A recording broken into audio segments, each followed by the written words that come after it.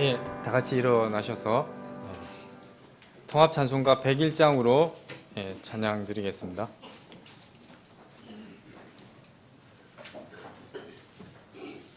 간주 없이 이어서 드리겠습니다.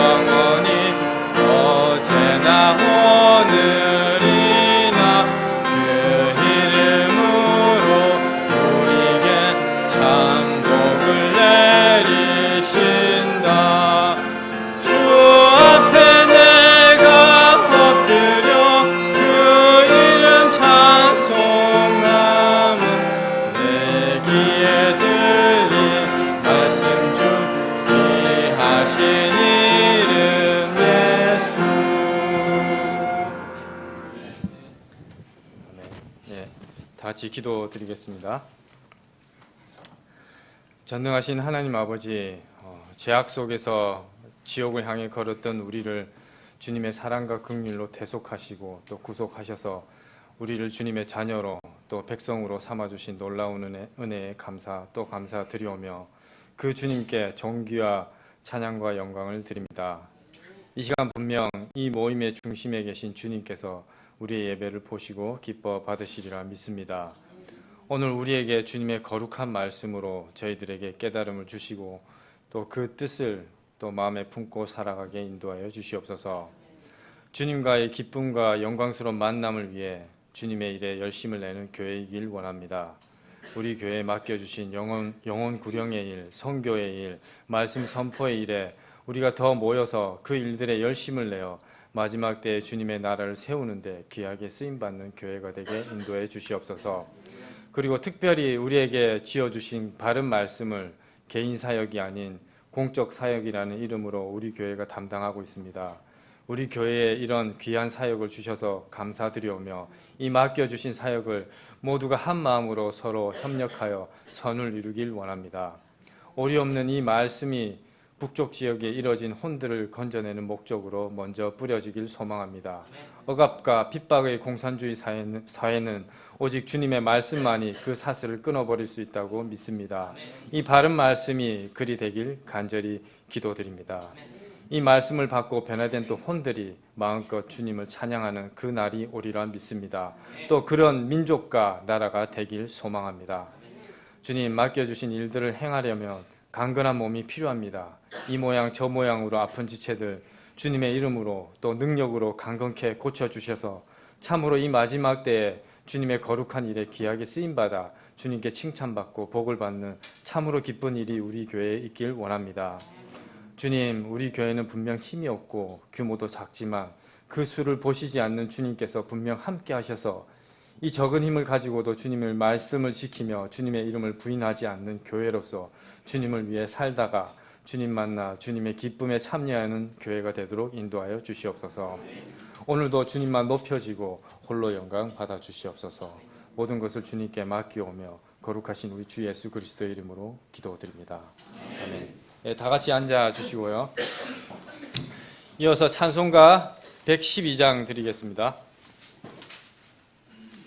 112장 드리신 후에 헌물 기도가 있겠습니다.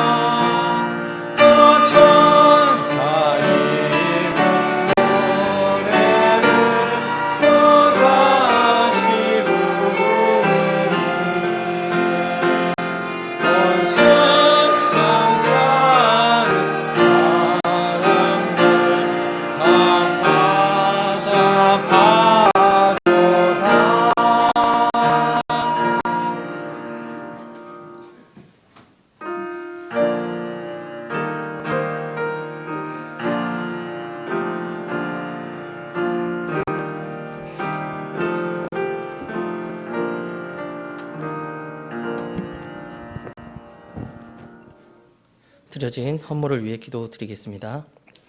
하나님께서는 능히 모든 은혜를 너희에게 넘치게 하시나니 이것은 너희가 항상 모든 일에서 모든 것이 넉넉하여 모든 선한 일을 위해 풍성하게 하려 하심이라. 오직 내 하나님께서 그리스도 예수님을 통해 영광 가운데서 자신의 부요하심을 따라 너희의 모든 필요를 공급하시리라. 아멘. 살아계신 하나님 아버지, 지난 한 주간도 이 위험하고도 어렵고 광야 같은 이 험로를 걸어갔던 우리 모든 사랑하는 서울제일침례교회 지체들을 양들처럼 인도해 주시고 꼴을 먹게 해주시고 안전히 지켜주신 것 주님 너무나도 감사드립니다. 날로 어렵고 힘든 이 세상 가운데서 주님 앞에 가지고 나올 수 있는 이 땀의 헌물들을 지속적으로 주님 앞에 드릴 수 있는 모든 능력과 환경을 주신 주님께 우리가 어떠한 말로 감사를 드려야 할지요. 여기 모인 모든 회중들 한 마음과 한 생각을 가지고 주님 앞에 감사와 찬양을 올려드립니다. 주님께서 이 모든 헌물을 기뻐 흠양하여 주시옵시고 더불어서 이 경배의 시간 처음부터 마지막 모든 시간까지 주님께서 좌정하여 주시고 이 예배를 기뻐 받아 주시옵소서. 이 모든 은혜에 감사하여 주님 앞에 이 헌물을 가지고 나왔습니다. 비록 물고기 2마리와 빵 5개의 적은 것에 불과하지만 주님께서 이 헌물을 축복하셔서 많은 혼들을 영적 양식으로 먹이고 소생시키는 귀한 사역에 쓰임받을 수 있도록 주님께서 직접 주님께서 사용하여 주시옵소서. 주님 이 헌물을 가지고 나올 때 주님 앞에 더욱더 많이 드리고자 하였사오나 주님 마음은 원이었지만 환경이 어려워 드리지 못한 모든 지체들의 마음을 주님께서 알아주시고 주님께서 그 지체들의 모든 환경의 문을 열어주시사 비록 어려운 때이지만 하나님께서 공급하심으로 말미암아 더욱더 주님을 섬기고 주님을 기쁘게 해드릴 수 있는 그러한 간증이 우리 지역교회 안에 더욱더 많아지게 하여 주시옵소서. 주님 우리에게 주어진 시간이 너무나도 적습니다. 그러나 맡겨주신 사명이 너무나도 중하며 너무나도 긴박합니다. 주님께서 이 지역교회를 사용하셔서 하나님의 말씀을 자유로운 행로에 따라 그 어떤 것에도 매임 없이 모든 곳에 더욱더 많은 혼들에게 선포되게 하기를 원합니다. 이 선포되는 말씀으로 인하여 더욱더 많은 혼들이 구원받고 거듭나고 거듭난 자들은 영적 성장을 이루며 더욱더 우리 북한 선교의 토대를 이루는 성경으로서 자리매김할 수 있도록 주님께서 허락하여 주시옵소서. 주님, 이 지역교회와 이 주님의 몸인 모든 각 지체들을 위하여 기도드립니다. 특별히 육신이 약한 지체들이 있습니다. 주님, 마음은 원이지만 육신의 질병으로 인해 고통 가운데 있으며 섬기지 못한 지체들이 있습니다. 늘 이름을 불러가며 기도하고 있는 그 모든 지체들에게 주님의 못자국난 손을 얹어주셔서 가장 친절하시고 가장 능력 있는 의사 되신 우리 주님께서 그들을 직접 치료하여 주시고 또 치료를 받을 수 있는 좋은 환경의 문을 열어주시옵소서. 어렵고 힘든 환경 가운데 놓여있는 우리 모든 지체들에게는 그 환경의 문을 열어주시기를 원하옵나이다. 주님이 여시면 닫을 자 없고 닫으면 열 자 없는 모든 주들의 주 되신 우리 하나님께서 그들의 아버지가 되시오니 주님 그들 앞에 놓인 모든 장애물과 어려움들을 치워주시고 주님 그들에게 신적인 공급함으로 그들을 채워주셔서 하나님께서 나를 공급하시고 내가 나를 도왔노라고 간증하는 우리 연말의 모든 지체들이 될 수 있도록 허락하여 주시옵소서. 주님, 이 예배 가운데서 이 기도드린 이 모든 지체들을 받아주시고 주님께서 이 예배 가운데 좌정하시어 능력으로 모든 지체들을 회복하여 주시옵소서. 특별히 이 강단 위에서 말씀을 선포하는 설교자에게 복을 주시어 오직 하나님의 능력으로만 그 모든 말씀 선포되게 하여 주시옵시고 그 선포된 말씀으로 말미암아 우리 모든 지체들이 힘을 얻고 회복되며 주님 그 말씀 앞에 부복하는 놀랍고도 놀라운 은혜의 시간이 되도록 주님께서 허락하여 주시옵소서. 예수님의 이름으로 기도드립니다. 아멘.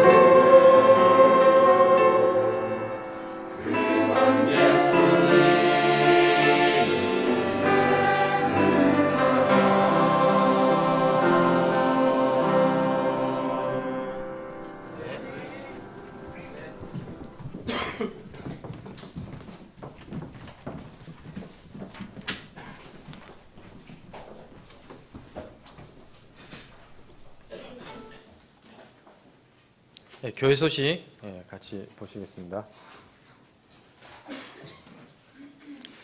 다음 주일부터 시작되는 금년 마지막 달 12월에는 매주일 전도 집회로 모이겠습니다. 하나하나 전도 운동의 대상자를 포함해서 지체 한 사람당 불신자 한 사람 이상씩 초청해서 구원의 복음을 또 잘 많이 들을 수 있도록 해주시기 바랍니다. 다음 주일 12월 1일 오후에는 금년도 마지막 주님의 만찬이 있고 예배 후에는 주변 지역 구령 및 전도지 배포가 있겠습니다. 모두 동참해 주시기 바랍니다. 그리고 우리 교회 창립 기념 감사 예배가 2주 후 12월 8일에 있습니다. 전도 대상자 초청, 특별 찬양, 교회 정리 정돈과 청소, 기념품 및 음식 준비 등이 잘 또 진행되고 준비될 수 있도록 기도와 힘을 모아주시기 바랍니다. 특별 기도 제목 한기춘 어르신의 그 투병 중이신데 한기춘 어르신 위해서 계속 기도해 주시기 바라고요. 또 선교사님 그리고 김 목사님 위해서도 계속 기도해 주시기 바랍니다. 성경 2019년 성경 암송구절 11월 넷째 주 같이 합독하도록 하겠습니다. 시작하겠습니다. 내 아들아 주의 징계를 멸시하지 말며 그분께서 바로잡아 주시는 것에 실증을 내지 말라. 아버지가 자기가 기뻐하는 아들을 바로잡아 주는 것 같이 주께서 자신이 사랑하는 자를 바로잡아 주시느니라. 잠언 3장 11절에서 12절 말씀. 아멘.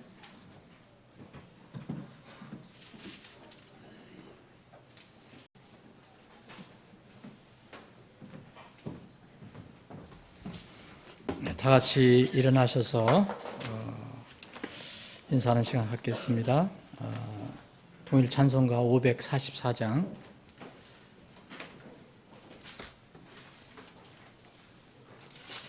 1절 들으신 뒤에 인사 나누겠습니다.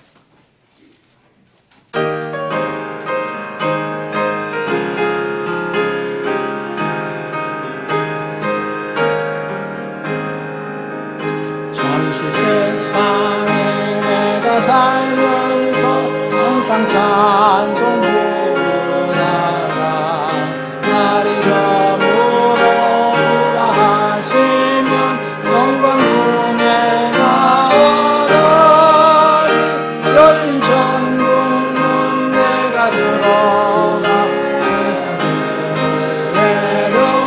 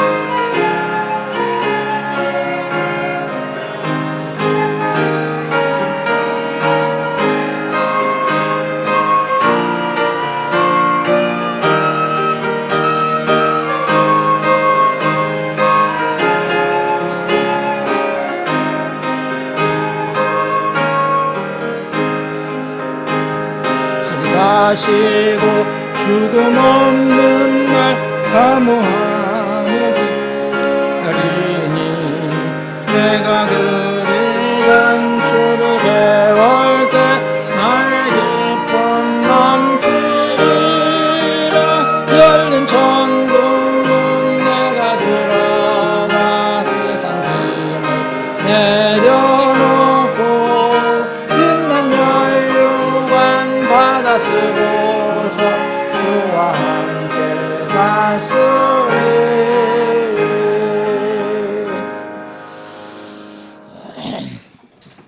올해 겨울에 여러분 겨울 잘 지나시기 바랍니다. 이게 아픈 분들이 많은데 만날 이게 제가 여러분들 잘 건강하게 지내라고 하는데 저도 잘 관리를 잘 못하는 것 같은데 우리 민철 형제도 몸이 아파서 못 나왔다는데 그렇게 등치가 좋고 체격이 좋아도 아픈 걸 맞을 수가 없어요. 여러분들 관리를 잘 하시고 이제 우리 교회에 어떤 분들이 그런 분이 있었어요. 아마 지금도 그렇게 생각하는 분들이 있을 건데 우리 교회는 왜 축복을 이렇게 안 하느냐 목사가 그래서 그거 이렇게 하는 것도 성경적이고요. 또 안 하는 것도 성경적이 아닌 게 아닙니다. 우리는 어떤 목사라는 게 사역자가 특별한 하나님의 권능을 따로 받고 있는 게 아니고 특별히 이렇게 하나님께서 세워주셔서 이렇게 특별한 임무를 다시 맡기신 거지만 똑같은 형제입니다. 똑같은 형제. 그래서 주님 앞에 설 때는 내가 목사입니다 하고 쓰는 게 아니라 구원받은 그리스도의 안에서 형제입니다라고 쓰게 되거든요. 그래서 여러분들이 혹시 그런 거 있으면 옛날 이제 그 교회 생활하실 때 늘 목사님이 이렇게 축복을 해주시잖아요. 근데 그렇게 안 해도 저는 늘 여러분들을 위해서 기도하고 여러분들을 축복하고 있으니까 그리고 서운하게 생각하지 마시고 저도 때로는 할 수가 있습니다.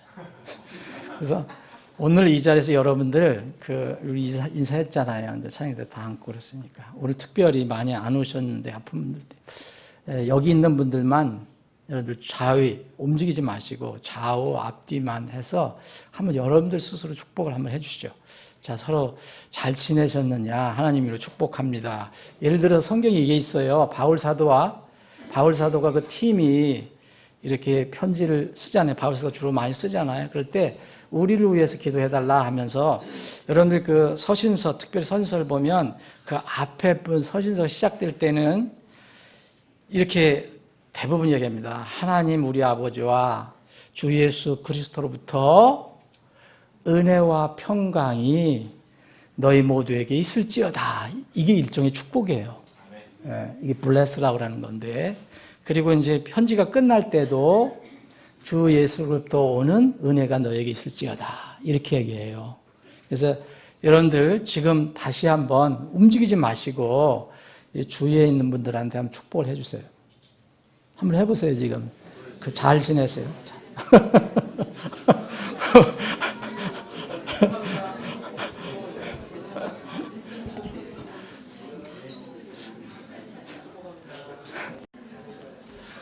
그래서 저도 할 수 있으면 해보려고 이제 앞으로 노력을 할 거예요. 근데 혹시 빠지더라도 여러분들 늘 기도하고 있고 여러분들 위해서 기도할 시간이 있으니까 기도하고 있으니까 혹시 그래도 서운하지 않게 이게 거창한 옷을 입고 멋있는 옷을 입고 두 손을 얹어놓고 그렇게 해야만 복 들어가는 거 아닙니다. 여러분 그렇게 해서도 들어갈 수도 있겠지만 그런 거 아시고 너무 허전하고 그렇게 하실 필요가 없어요. 우리는 주님 말씀만 믿으면 됩니다. 네. 자, 오늘은 구약 성경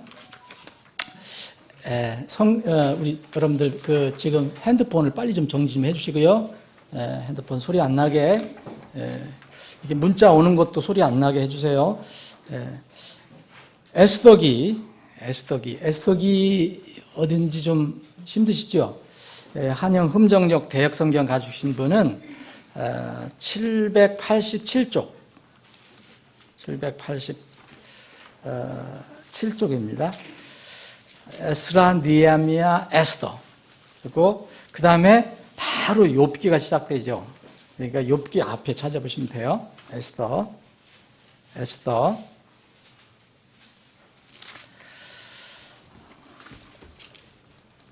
에스더 1장 보겠습니다. 제가 몇 군데 보겠습니다. 자, 1장 1절 이제 이 일은 아하수에로 시대에 있던 일이니 이 아하수에로는 인도에서부터 이디오피아에 이르기까지 127지방을 통치한 자더라. 그 당시에 아하수에로 왕이 수산궁에서 자신의 왕국의 왕자에 앉았고 자신의 통치 제3년에 자신의 모든 통치자와 신하들을 위하여 잔치를 베풀매 페르시아와 메대의 권력자들 곧 지방들의 귀족들과 통치자들이 그 앞에 있더라. 왕이 여러 날 곧 180일 동안 자신의 영화로운 왕국의 부요함과 자신의 뛰어난 위엄의 존귀를 과시하니라. 이 날들이 끝남에 왕이 또 큰 자든 작은 자든 수산궁에 있던 모든 왕들을 위하여 왕국의 정원 뜰에서 1회 동안 잔치를 베풀더니, 자 9절 읽겠습니다. 왕비 와스디도 아하수에로 왕에게 속한 왕의 집에서 여인들을 위하여 잔치를 베푸니라. 자 이제 에스더기 제일 끝장이 10장인데 10장 전에 9장 보겠습니다. 9장 자 17절부터 아달월 13일에 그 일을 행하였더라. 그들이 그 달 14일에는 안식하며 그날을 잔치하며 즐기는 날로 삼았더라. 그러나 수산에 있는 유대인들은 그달 13일과 14일에 함께 모였고 그달 15일에 안식하며 그날을 잔치하며 즐기는 날로 삼았더라. 그러므로 마을에 사는 유대인들 곧 성벽이 없는 고을에 거하는 자들이 아달월 14일을 즐기며 잔치하는 날로 좋은 날로 삼고 또 서로에게 음식을 보내는 날로 삼으니라. 1절 22절 그들 가운데 이것을 굳게 세워 그들이 해마다 아달월 14일과 그달 15일을 지키게 하되 유대인들이 자기들의 원수들에서 벗어나 안식을 얻은 날로 슬픔이 변하여 기쁨이 되고 애곡하는 일이 변하여 좋은 날이 된 날로 지키게 하고 또 그들이 그날들을 잔치하고 기뻐하는 날로 삼으며 또 서로에게 음식을 보내고 가난한 자들에게 선물을 주는 날로 삼게 하니라. 아멘. 아버지 하나님, 오늘도 저희들에게 힘을 주셔서 걸을 수 있는 다리 주시고 믿음 주셔서 하나님의 집에 나와 함께 예배 드릴 수 있게 하셔서 감사합니다. 이 시간 우리를 구원해 주신 주님을 찬양하며 경배합니다. 주님께서 우리에게 주시는 생명의 양식을 이 시간 나누어 갔는데 주님, 사람이 나눠주는 것이 아니고 하나님께서 성령님을 통해서 우리 사랑하는 지체들 그리고 이 말씀을 어떤 방법으로 듣는 그 혼들에게 필요한 대로 각자 필요한 대로 나누어 주시옵소서. 거룩하신 예수님의 이름으로 기도하옵나이다.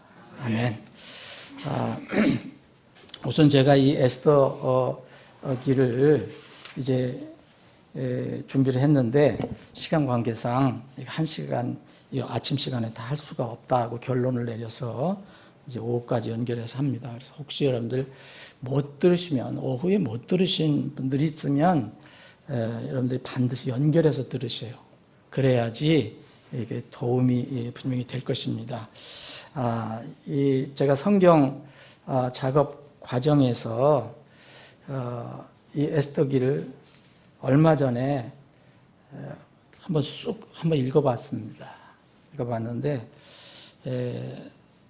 여기서 다시 새로운 것보다도 전에 잊어버리고 있었던 것들을 다시 생각나게 하는 그런 감동과 교훈의 시간이 있었습니다. 여러분들과 그것을 오늘 좀 나눠볼까 합니다.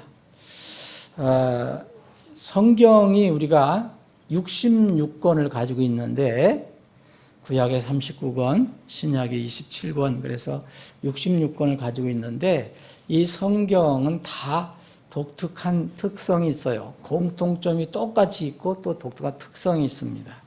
그 중에서 에스더기는 성경 66권 중에서 가장 독특한 성경이라고 일컫습니다. 몇 가지 이유가 있는데 이 에스더기에는 여러분들이 아무리 눈을 씻고 찾아봐도 하나님이라는 명칭이 나오지 않습니다. 하나님 이름 나오지 않습니다. 주라는 것도 나오지 않습니다. 하나님을 암시하는 명칭도 전혀 나오지 않습니다. 그래서 이것은 다른 성경 65권에는 다 나오는데 이거는 여기에는 나오지 않습니다. 이게 독특한 특성입니다.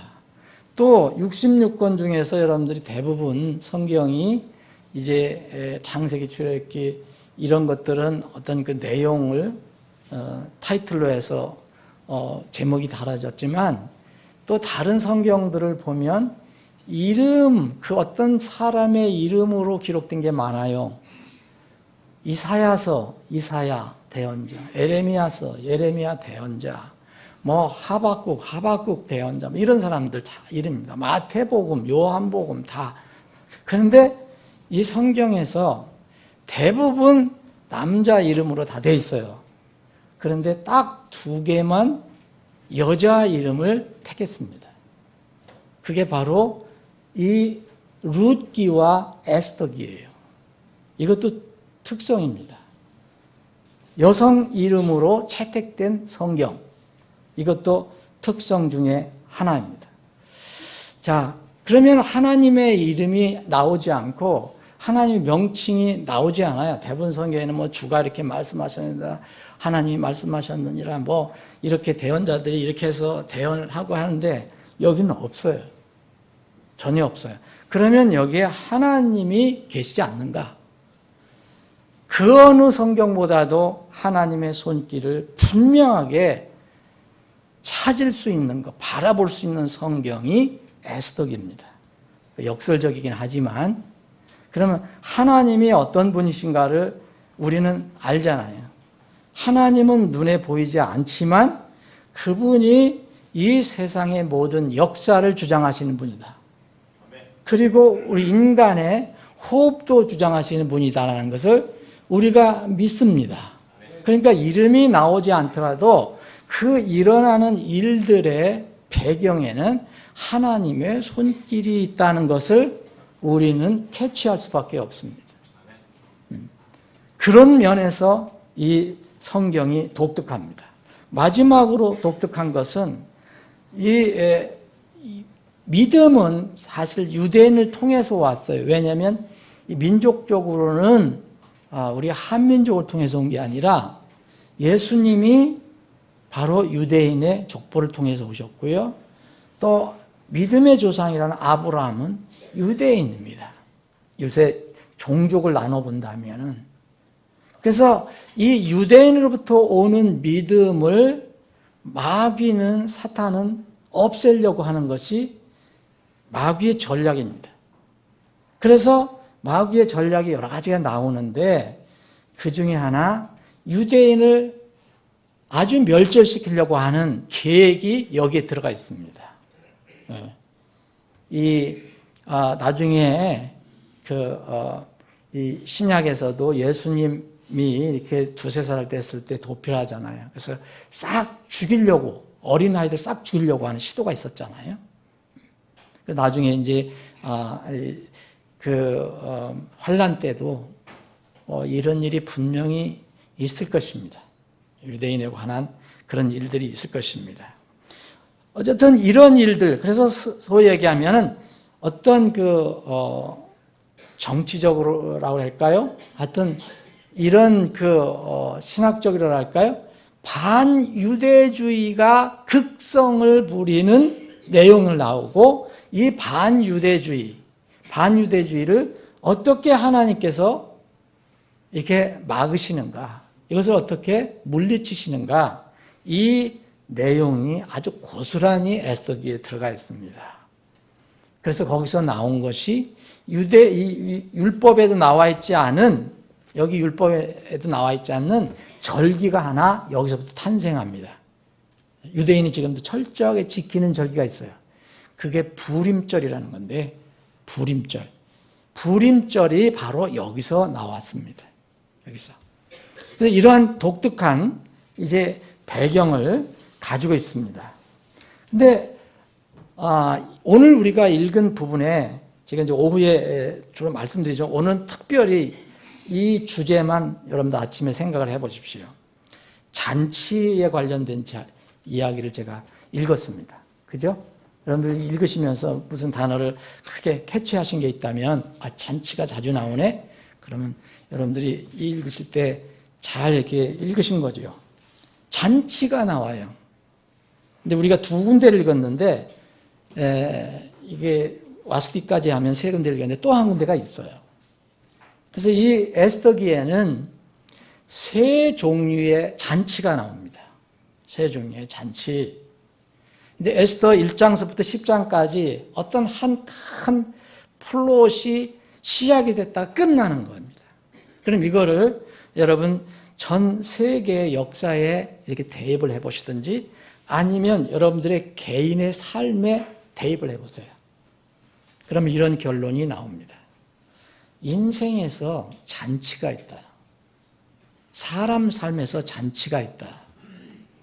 그런데 이 잔치는 종류가 있다. 그래서 저는 이 종류를 세 가지로 오늘 봤습니다. 세 종류의 잔치가 있습니다. 첫 번째 우리가 에스더기 1장에 보면 이방인 당시 메데 페르시아의 왕인 아하수에로 왕이라는 사람이 등장을 하는데 그때 페르시아의 제국이 아주 힘이 강성해서 최대의 나라, 최강의 나라였습니다. 로마 시대에는 로마가 최강의 나라였고 지금 21세기에는 그래도 누구든 인정을 하는 것이 미국이 최강이다라고. 지금 지금 21세기지만 20세기 초까지는 19세기, 20세기 초까지는 영국이었다는 거. 이런 어떤 시대별로 그게 있어요. 그 당시에 그래서 우리가 읽은 에스더기에는 이때 당시 최강국이 페르시아였습니다. 메데 페르시아. 여기서 정말 아하수에로 왕이 최고의 권력을 가지고 누리고 사는데 이 성경은 뭐라고 하냐면 아하수에로 왕이 자기가 통치하기 시작한 지 3년 만에 잔치를 베푸는데 아하수에로 왕국은 페르시아 왕국은 당시에 인도에서부터 에티오피아까지 다 뻗어 있었어요. 엄청난 왕국입니다. 그래서 나라를 이렇게 나누면 127개국이라는 지방이 있었어요. 엄청난 큰 나라였죠. 여기에 있는 모든 통치자들, 대장들을 다 불러 모아서 이 잔치를 합니다. 그러니까 얼마나 해야 되겠습니까? 여러분 성경을 보시면 이런 잔치 있습니까? 180일 동안 했어요. 6개월 동안 한 겁니다. 여러분 이거 읽어보실 때 어떤 느낌이 들었어요? 18일이 아니라 180일, 반년 동안 잔치했단 말이에요. 우리가 1월 1일부터 시작해서 6월 30일까지 매일 먹고 노래하고 춤추고 정말 신납니까 여러분? 지칠 것 같아요. 노는 건 더 힘들지요. 그래서 이 180일 동안 왜 했냐? 자신의 왕국이 영화롭다. 부요하다.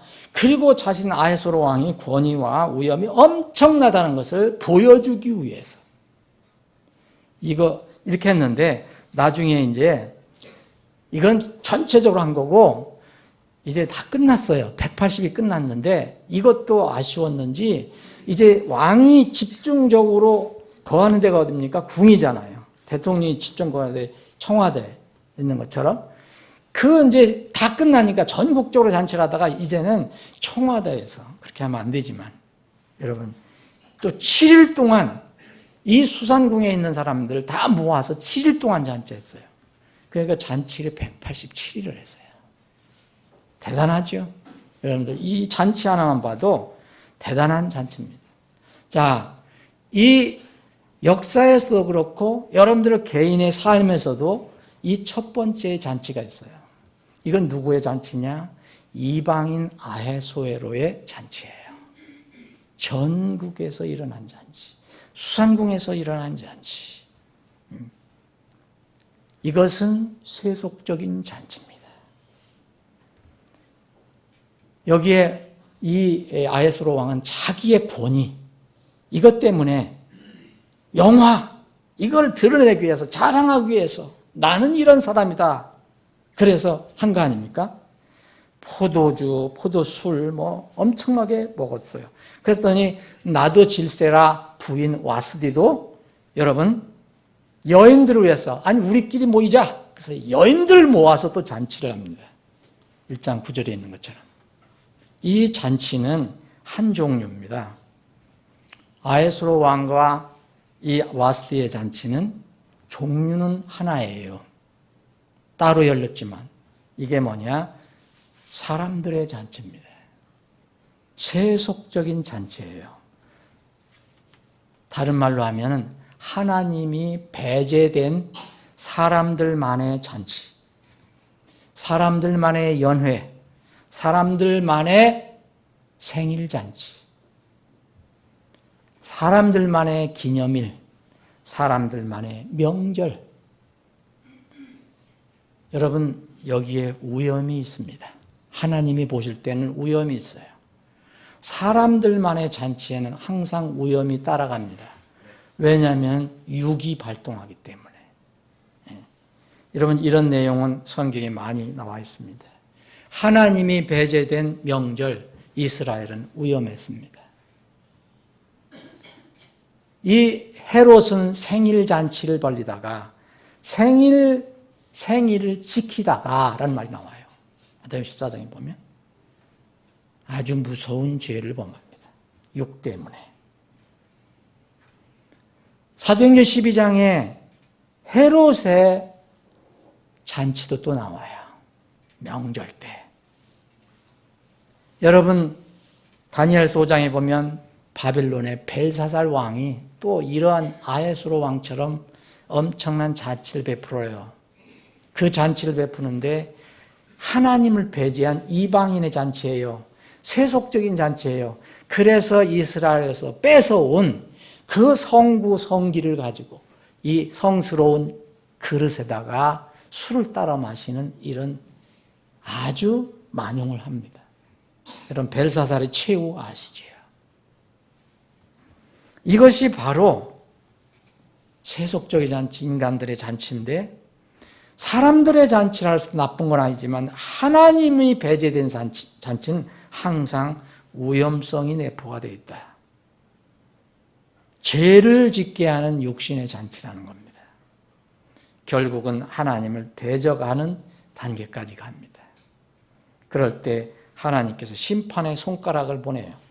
벨사살 왕, 다니엘서 읽어보면 죽어버립니다. 여러분, 여기에서 한번 우리가 생각해 볼 게 있습니다. 인생의 모든 삶 속에서 기념이라는 게 있어요. 잔치라는 게 있어요. 여러분, 이것을 어떻게 보내고 있습니까? 여러분들은 대부분 구원받은 분들이에요. 이 말씀을 듣는 분들. 구원 못 받는 분들도 있겠죠. 다른 방법을 통해 듣는 분들. 그러나 이 자리에 계신 분들은 다 구원받은 분들로 난 믿습니다. 네, 여러분들은 다 구원받고 침례 순종했어요. 그런데 구원받은 사람은 주인이 하나님이라는 뜻입니다. 그런데 우리는 우리 삶 속에서 모르고 자칫하면 하나님을 배제시킨 상태에서 이렇게 아헤스로 왕과 와스디 왕비처럼 잔치를 합니다. 잔치 자체가 나쁜 게 아닙니다. 거기서 하나님을 잊어버리고 배제한 상태에서 하는 잔치는 항상 위험성을 내포하고 있다. 여러분, 우리는 얼마나 잔치를 좋아합니까? 기념을 좋아합니까? 애를 낳으면 100일 잔치를 해요. 돌잔치를 해요. 돌잔치 첫 번째 생일이잖아요. 그래서 매년 생일잔치예요. 또 나이 들어가는 게 아쉬우니까 또 오순잔치는 아니지만 육순잔치, 회갑잔치, 칠순잔치, 팔순잔치, 구순잔치 뭐 다 만들어서 하잖아요. 미수잔치 뭐 희수잔치, 희수는 77세, 88세, 미수 다 만들어서 해요. 그리고 또 결혼하신 분들은 결혼기념일 잔치도 합니다. 결혼기념일 얘기하니까 미국에서 정말 문화 틀리다. 한국도 요새는 많이 그런 게 있었지만 미국에서는 결혼기념일 기억 못하면 그 가정이 잘못하면 파탄 난다는 거죠. 아내 생일을 기억 못하면 그건 거기에는 진짜 위험이 도사린다는 거예요. 그래서 나는 우리 집사람이 생일도 잊어버려요. 때로는. 난 미국에서 살 체질이 아닌지 모르지만 하여튼 이런 생활, 이런 그 풍습이 우리 사람들이 들어왔습니다. 사랑하는 여러분, 어떻게 그런 기념일이나 이런 잔치를 여러분들 보내고 있습니까? 하나님의 은혜와 긍휼을 기억하고 감사하고 찬양하는 기회인가? 아니면 육신의 즐거움으로 그대로 끝나버리는 것인가? 지난번에 이 권집사님이 결혼기념일 감사하다고 찬양했잖아요. 앞으로는 그래서 제가 딱 떠올랐는데 미국 교회에서는 그걸 해요. 근데 이제 결혼 안 한 분들도 있고 그러니까 그렇지만 앞으로 여러분들 결혼기념일이나 생일날 있으면 여러분들만 즐기지 마시고 나오셔서 찬송하세요. 그럼 모든 사람들이 더 축복을 할 수 있잖아요. 자, 여기 첫 번째 잔치가 나와요. 근데 두 번째 잔치가 나옵니다. 여러분 5장을 한번 보세요. 에스더기 5장.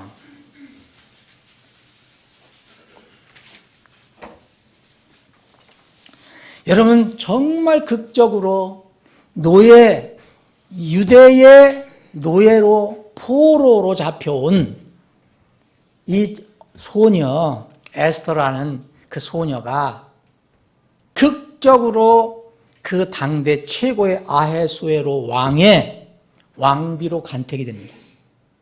그 내용은 오후에 말씀드리기 아시지만 와스티가 생일 그 잔치 벌리다가 교만해져 갖고 자기 남편이 부른데도 들어가질 않아요. 그래서 폐위 당해버려요. 쫓겨났단 말이에요. 왕비 자리에서. 그 자리를 에스더가 들어갑니다. 그 내용이 이제 4장까지 다 돼 있고요.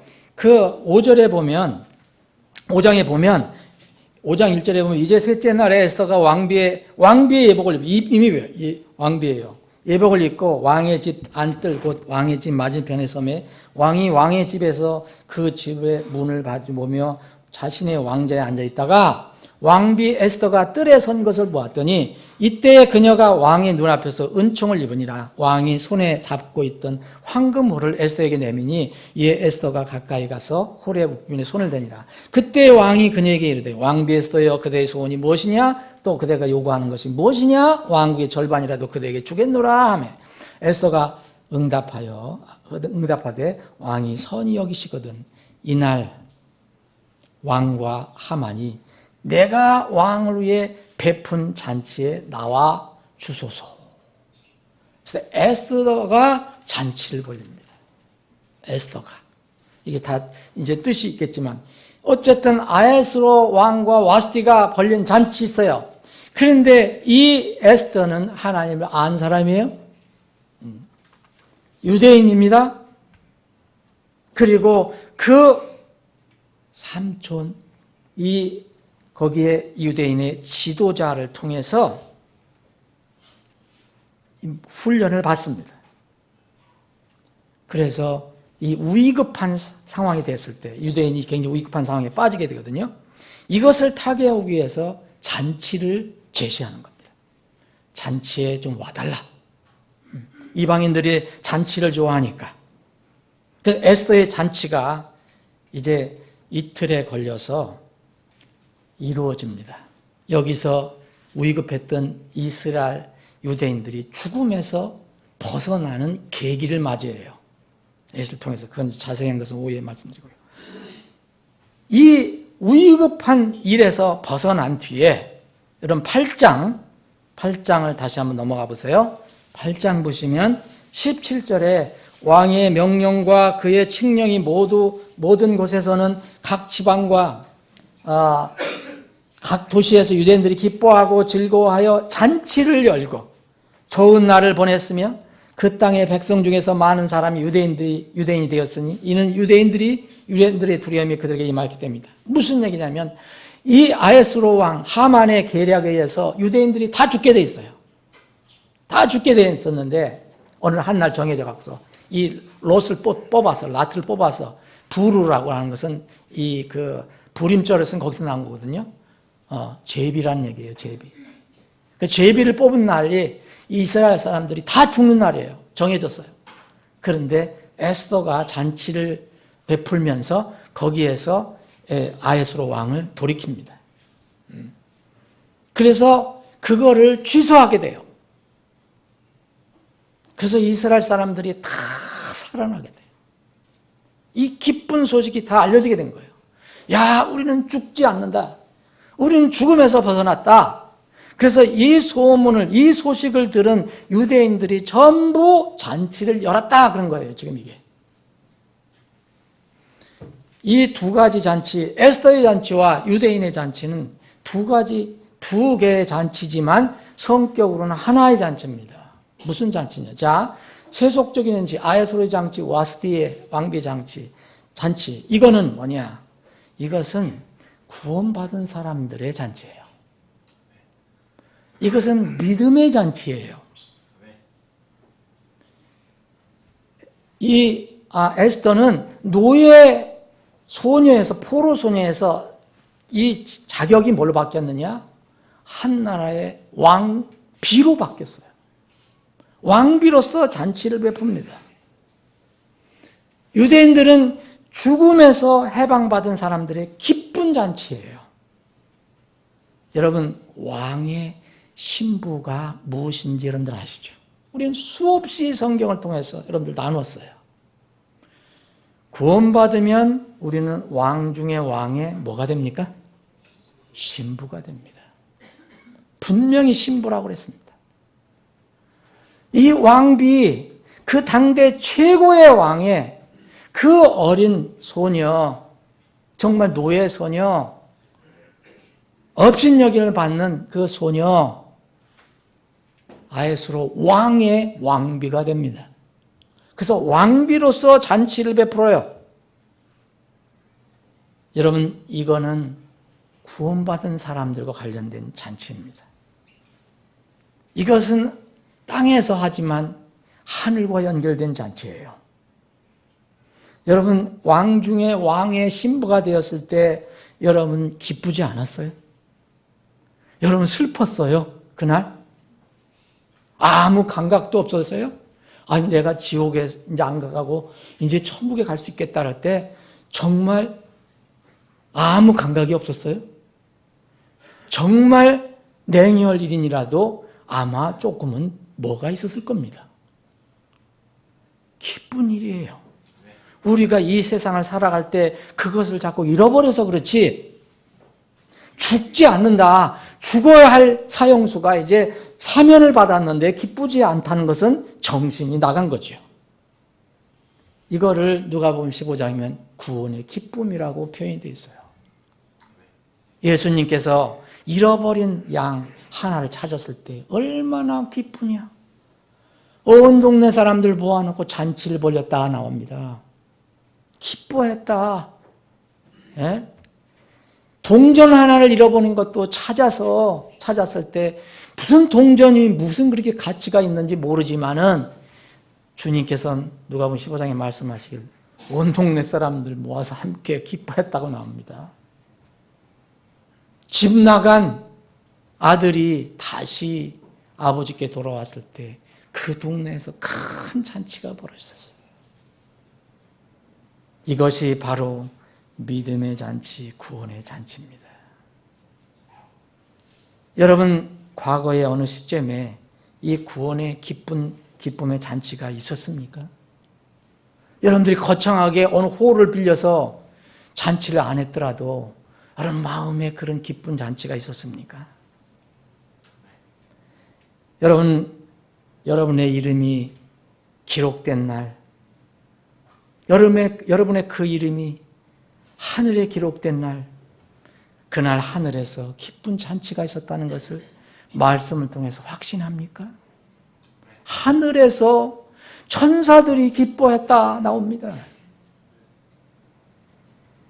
만일 여러분들의 이름이 하늘에 기록된 기쁨의 날이 없다면 여러분의 인생은 사실 헛것입니다. 잔치를 아무리 기가 막히게 해도 187일 동안 전 세계에 걸쳐 잔치를 하고 이름이 나고 권위가 드러나고 해도 여러분 아무 의미가 없는 것입니다. 하나님이 없는 잔치는 이제 다 사라질 수밖에 없기 때문입니다. 여러분은 죄인으로서 회개해서 주님께 돌아선 날이 없으면 지금 어떠한 즐거움이 있더라도 곧 아에수로 왕과 와스티 왕비의 그렇게 길고 화려한 잔치를 하더라도 여러분의 삶은 허무한 것입니다. 여러분의 삶은 불행한 삶입니다. 정말 내가 죄인임을 깨닫고 회개해서 그 죄의 문제를 해결받은 것, 이것이 이 땅에서 가장 기쁜 잔치의 순간이었습니다. 여러분 과거에 구원받았을 때 기쁜 거 표현하지 않은 사람들은 이제 하세요. 앞으로.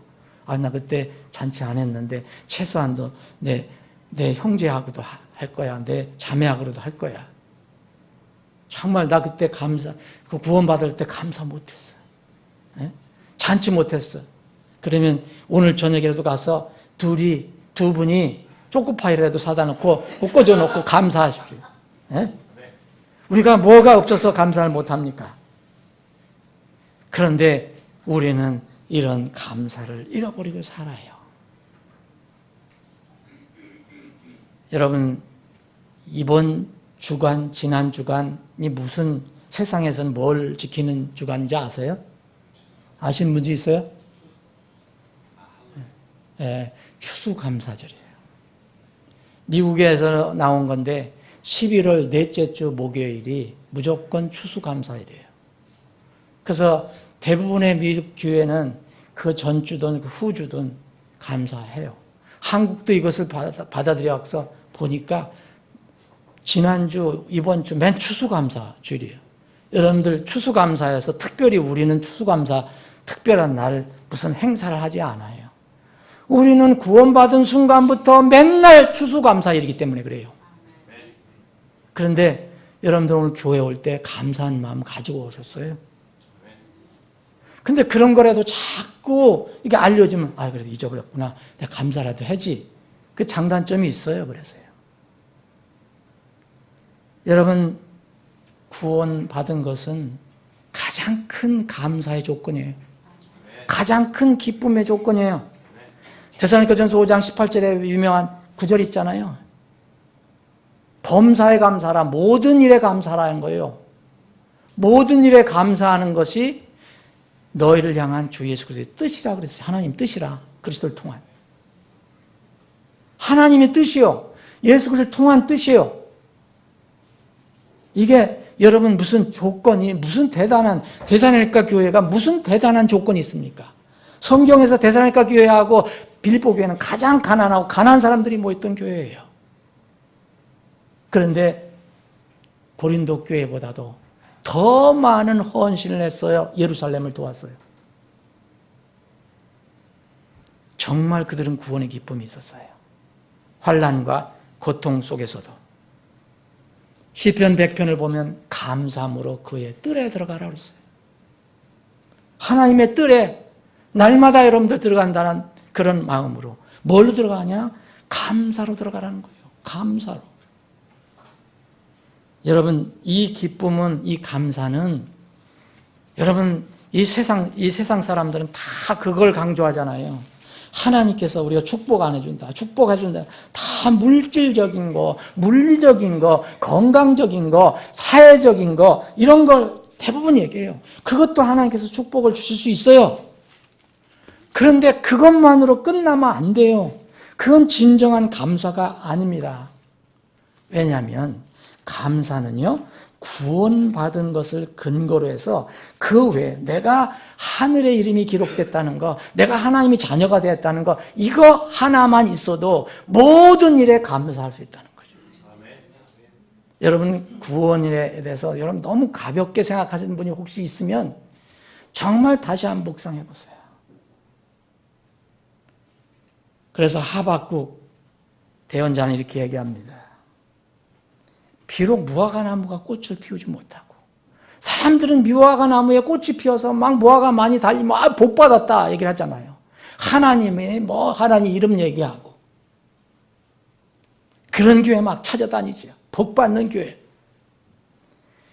꽃을 피우지 못하고 포도나무에 열매가 없으며 올리브나무에 수고의 열매가 없고 밭이 먹을 것을 내지 않으며 우리에게 양떼가 끊어지고 우리에서 양떼가 끊어지고 외양간에 소가 없을지 소떼가 없을지라도 여러분 밑에 감사할 수 있어요? 이거는 왜 감사할 수 있습니까? 구원의 하나님이 내 하나님이기 때문에 감사하는 거죠. 나는 여전히 주를 기뻐하며 여호와를 기뻐하며 내 구원의 하나님, 나의 구원의 하나님을 기뻐하기 때문이라고 했어요. 이것이 감사와 기쁨입니다. 감사는요, 환경이 힘들고 어려워도 우리가 구원을 받았다면, 그 하나님이 나의 구원의 하나님이라면 내가 감사할 수 있는 것입니다. 내가 기뻐할 수 있는 것입니다. 그런데 아에스로 왕과 와스티 왕비는 엄청난 잔치를 하고 술을 먹고 기뻐했지만 여러분 어떻게 됐습니까? 와스티는 폐위 되어버렸어요. 사랑하는 여러분, 불평과 불만은 끝이 없어요. 여러분, 감사와 기쁨의 반대가 불평과 불만이라고 볼 수 있어요. 성경은 그래서 이것을 엄청나게 강조하고 있습니다.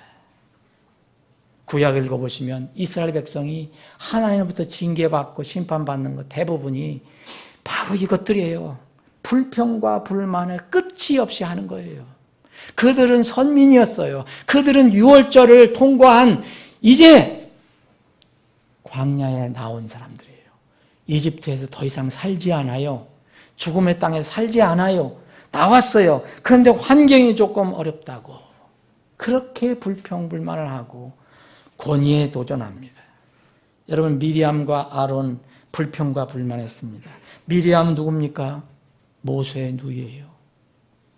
아론은 모세의 형이에요. 일반 사람도 아니에요.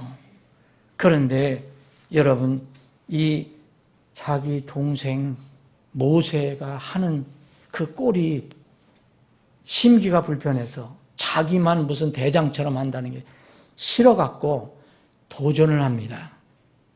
했다가 하나님께 징계를 받죠.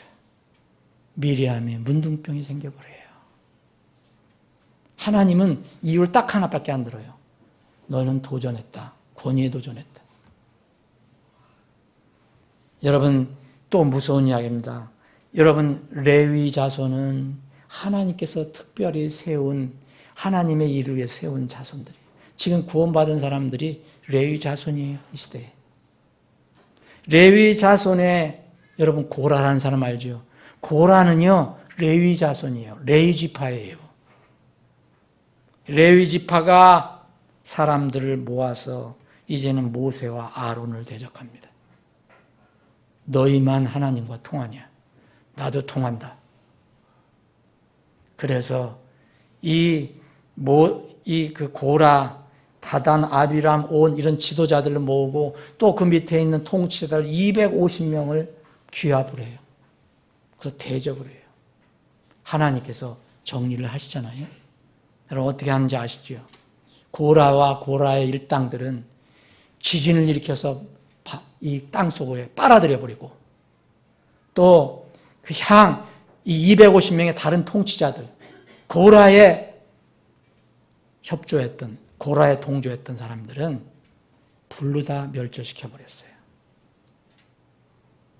여러분, 이 시대에는요 우리가 생각하는 것처럼 항상 감사한, 세상에서 얘기하는 감사 조건이 우리에게 늘 넘친 게 아닙니다. 그러나 우리는 감사한 기본적인 조건을 가지고 있어요. 우리는 구원받은 하나님의 자녀입니다. 여러분들 모두 구원받은 하나님의 자녀이시죠? 여러분 아멘 안 하신 분은 뭐예요? 아니란 말이에요. 그러면은 여러분들은 빨리 감사의 조건을 찾아야 됩니다. 또 세 번째요, 잔치가 나와요.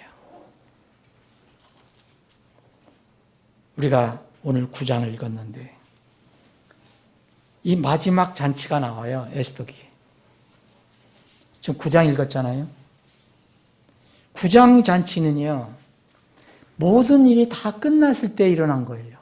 이스라엘 백성들이 죽을 뻔하다가 어느 날 마지막 달 아달월 13일에 죽기로 돼 있었는데 하만이 제비를 뽑아갖고 정했어요. 근데 그것도 다 하나님의 섭리예요. 왜 이 하만이 1월 달에 안 뽑고 왜 12월 달에 뽑혔는가? 나를 뽑았을 때. 상당한 기간이 있습니다. 뽑았을 때, 제비를 뽑았을 때와 제비를 뽑아서 나타난 날, 그게 마지막 12월 13일이었어요.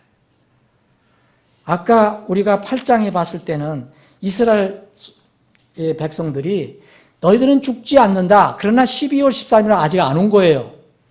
그 소식을 들은 거예요. 이제 에스더를 통해서, 모르드게를 통해서 유대인은 죽지 않게 됐다. 이런 소식을 들었을 때 잔치를 했다는 거예요. 근데 이제는 마지막 잔치가 나와요. 에스더에서. 이 잔치는 무엇이냐? 이제 유대인들의 적이 다 죽어버려요. 유대인들을 죽이려고 하는 원수들이 다 죽어요. 유대인들이 살아납니다. 그래서 그 일이 다 끝난 뒤에 이 잔치를 합니다. 이게 세 번째 잔치예요. 이스라엘은 이제 죽을 위치에 있다가 지배하는 그런 민족이 돼요. 모르드게가 제2인자가 돼요. 유대인이 미워서 죽이려고 했던 사람들이 다 죽어버려요. 그리고 그 미움을 받던 유대인들이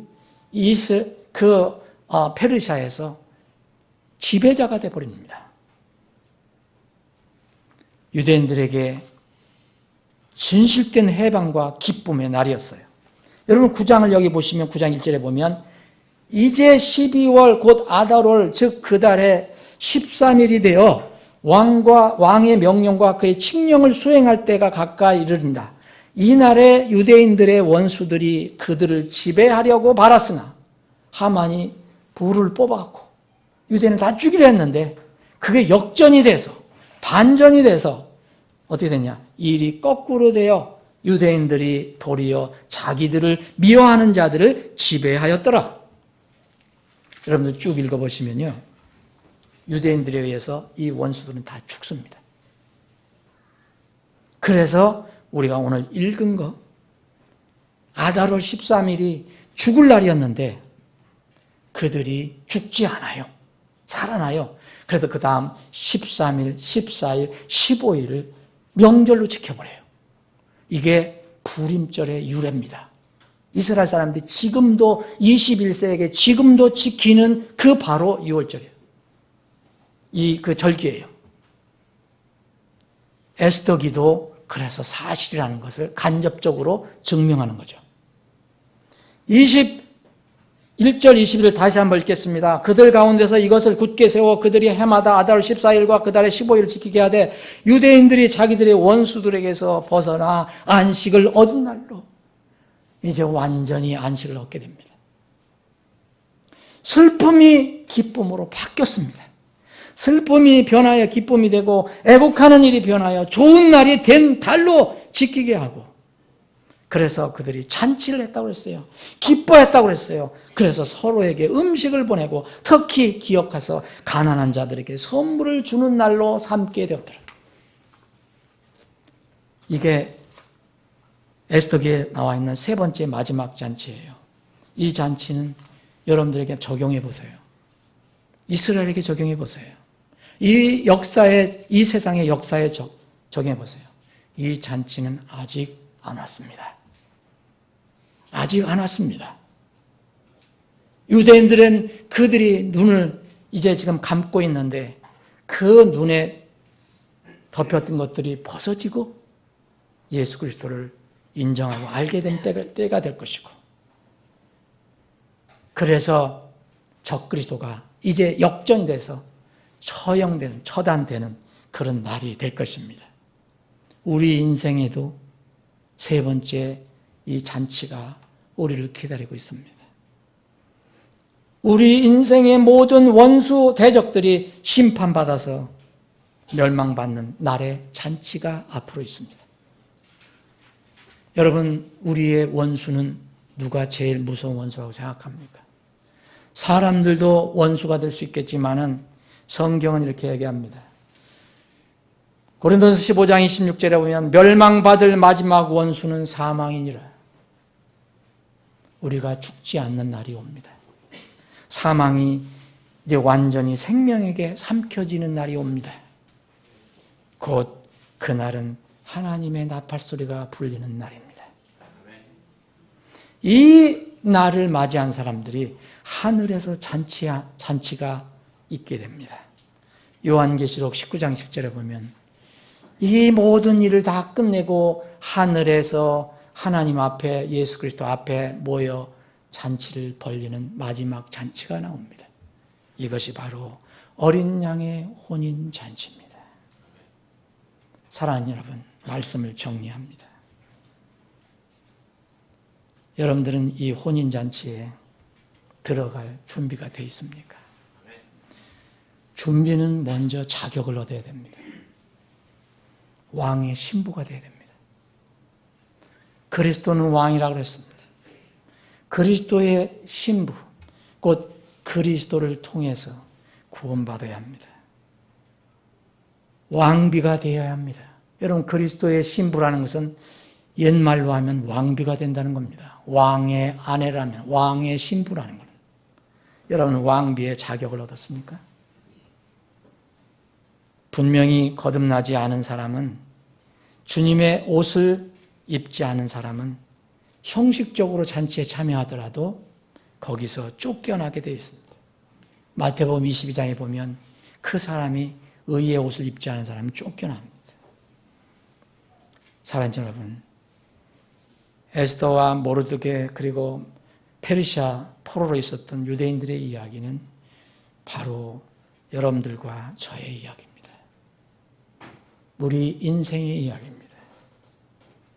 우리는 날마다 세속잔치를 하다가 어느 날 하나님의 은혜와 긍휼로 하나님의 신부가 되었습니다. 여러분, 왕비로서 지금 잔치를 하고 있습니까? 아니면 여전히 세속적인 잔치를 하고 있습니까? 구원받은 기쁨으로 잔치를 하고 있습니까? 여러분, 구원받은 그런 사람으로서 잔치를 하고 있다면 내 인생의 마지막 잔치가 기다려지고 있습니다. 그 감격스럽고 영광스러운 잔치, 어린 양의 혼인잔치를 우리가 맞게 될 것입니다. 여러분들은 모두가 한 사람도 빠짐없이 그 잔치에, 어린 양의 혼인잔치에 모두 우리가 기쁜 얼굴로 모이기를 주님의 이름으로 축원합니다. 기도합니다.